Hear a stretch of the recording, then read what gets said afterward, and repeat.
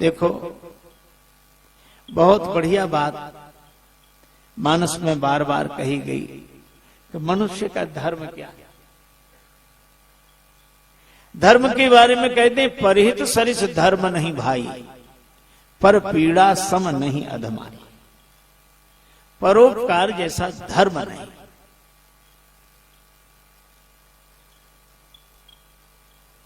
अब रामचरितमानस में एक घटना दिखाई देती है, लीला है।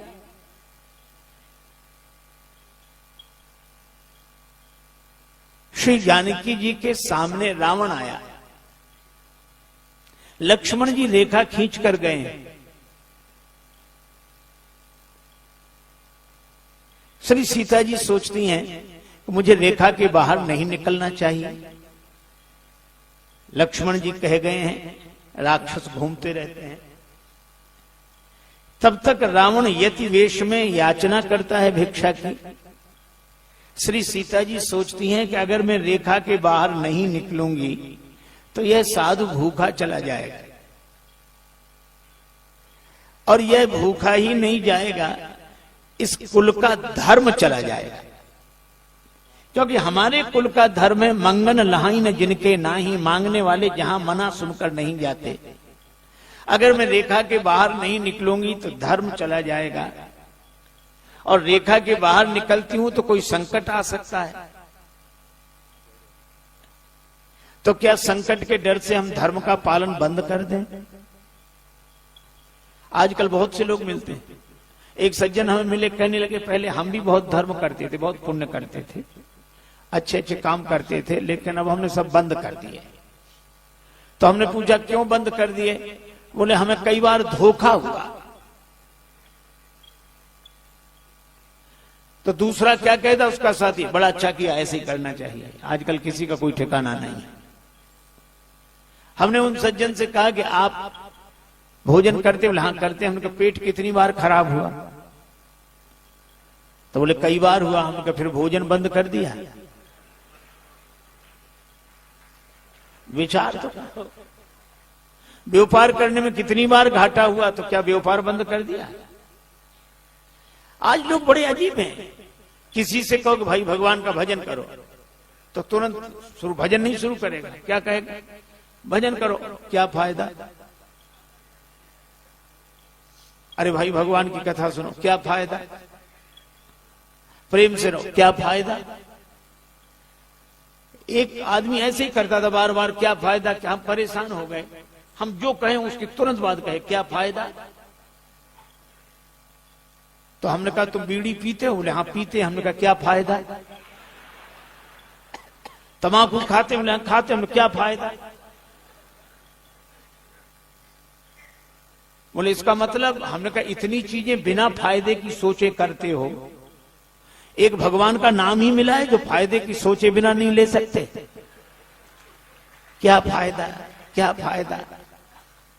और हमें लगता है कि ये फायदे की बात सोच सोच कर भगवान नाम को छोड़ देने से क्या फायदा।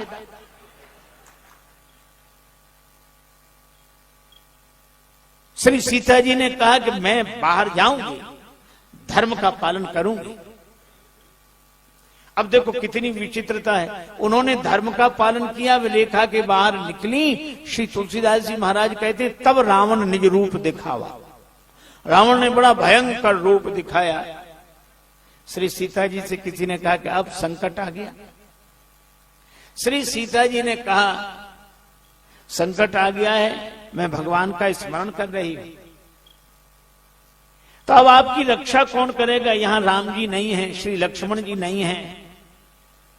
अब आपकी रक्षा कौन करेगा? सीता जी ने कहा कि मेरी रक्षा होगी। का कौन करेगा आपकी रक्षा? श्री सीता जी ने कहा कि यदि मैंने धर्म की रक्षा की है तो धर्म मेरी रक्षा करेगा। धर्मो रक्षति रक्षितः। जो धर्म की रक्षा करता है, धर्म उसकी रक्षा करता है। मेरी रक्षा होगी। अच्छा फिर एक बात और है, मुझे तो कभी कभी लगता है, बहुत से लोग तो कहते हैं कि श्री सीता जी ने यह गलत किया, लीला ही सही, पर नहीं होना चाहिए, रेखा के बाहर नहीं निकलना चाहिए ये। पर मैं आपसे कहूं कि श्री सीता माता ने बड़ी कृपा की जो रेखा के बाहर निकली। तो इसमें महिमा क्या है? महिमा यह है कि अगर सीता जी रेखा के बाहर न निकलती तो रावण का असली स्वरूप कैसे समाज के सामने आता। तो स्वयं को संकट में डालकर समाज को संकट से बचा लिया। यह जानकी माता की महिमा है। अब एक बात देखो, श्री सीता जी के पास कोई साधन नहीं है और रावण के पास साधन है, रथ है, भौतिक बल है। लेकिन अंतर आप देखें, जिसके पास साधन है वो भयभीत है और जिसके जीवन में साधना है वो निर्भय है। रावण रथ भी चलाता है तो भय रथ हाँ कि न जाए, और श्री सीता जी आए गए प्रभु रहु खलठाड़ा, भगवान का स्मरण करती हैं। अच्छा, संकट के समय क्या करना चाहिए? राम राम राम। दुख के समय राम नाम स्मरण करने से दुख मिटाने वाले परमात्मा की याद आती है और सुख में राम नाम स्मरण करने से सुख देने वाले भगवान की याद आती है। श्री सीता जी राम राम राम राम राम कर रही हैं। अब आप देखो, यहां जितने लोग थे कोई सहायता के लिए नहीं आया। ऋषि मुनि नहीं आए, देवता नहीं आए, अरे जिन पर रक्षा का भार सौंपा था वो भी नहीं आए। कई बार ये प्रश्न उठता है, क्यों नहीं कोई भी आते, क्यों नहीं कोई भी आते, क्यों नहीं कोई भी आते, क्यों नहीं कोई भी आते। सुनकर करुणा क्रंदन माँ का, सुनकर करुणा क्रंदन माँ का, बैठ बधिर क्यों जाते, क्यों नहीं कोई भी आते, क्यों नहीं कोई भी आते, क्यों नहीं कोई भी आते। क्या कारण है कोई सहायता के लिए नहीं आ रहा? प्रभु ने वास किया था जब से, प्रभु ने वास किया था जब से, विगत त्रास मुनि हुए थे तब से।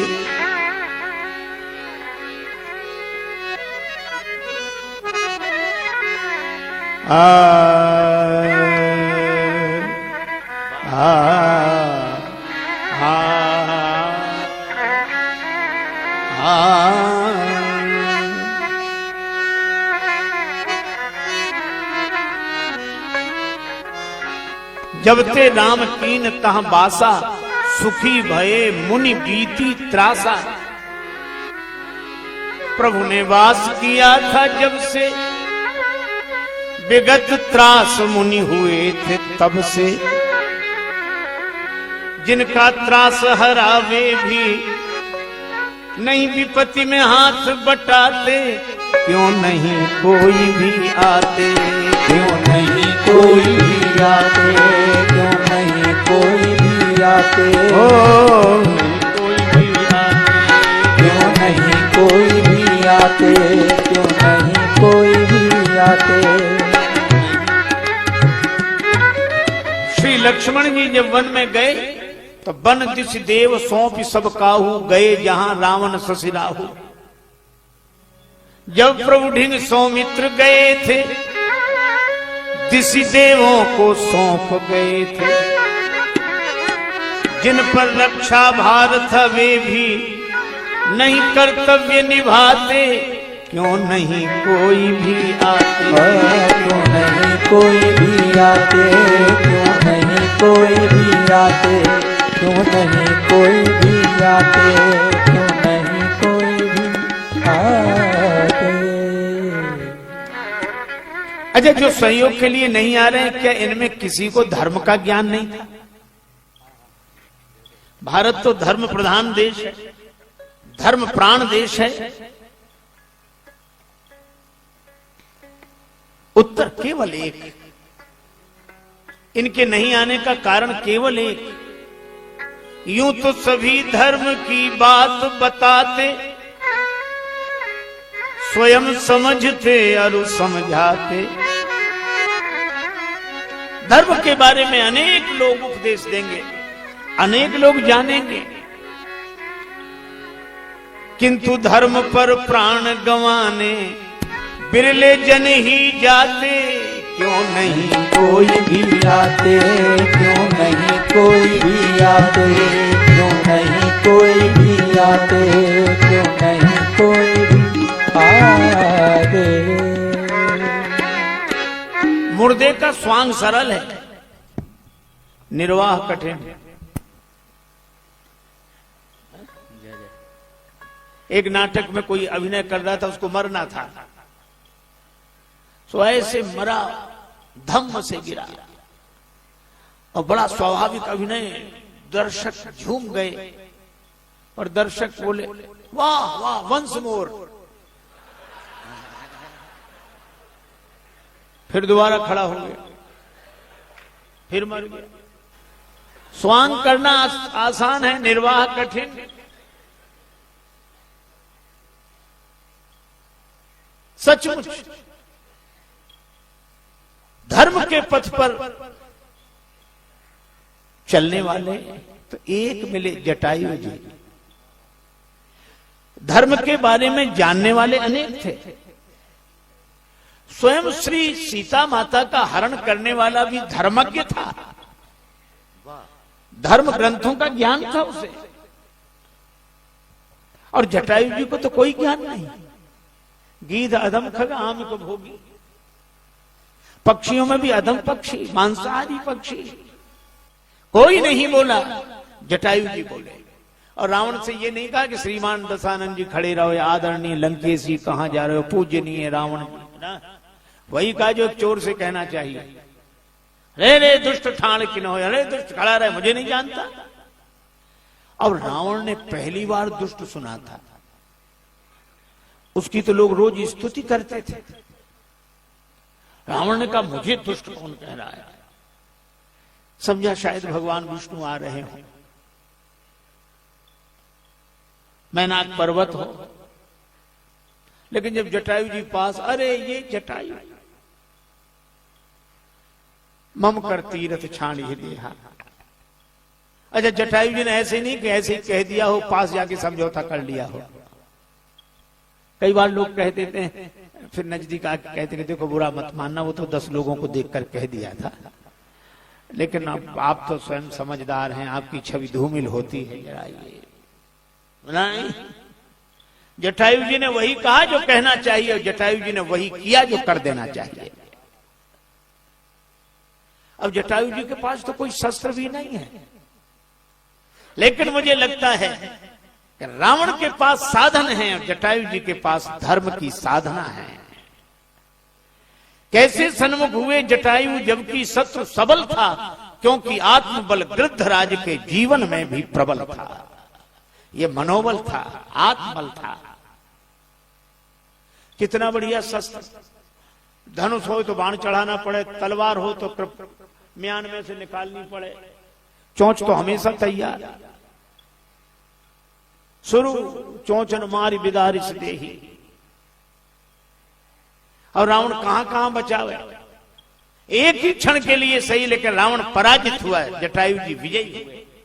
दंड एक भई मूर्छा ते ही, प्रकृति के प्राणियों की त्यागियों से प्रीत होती है, और जिनका चरित्र है उज्जवल उन्हीं की जीत होती है।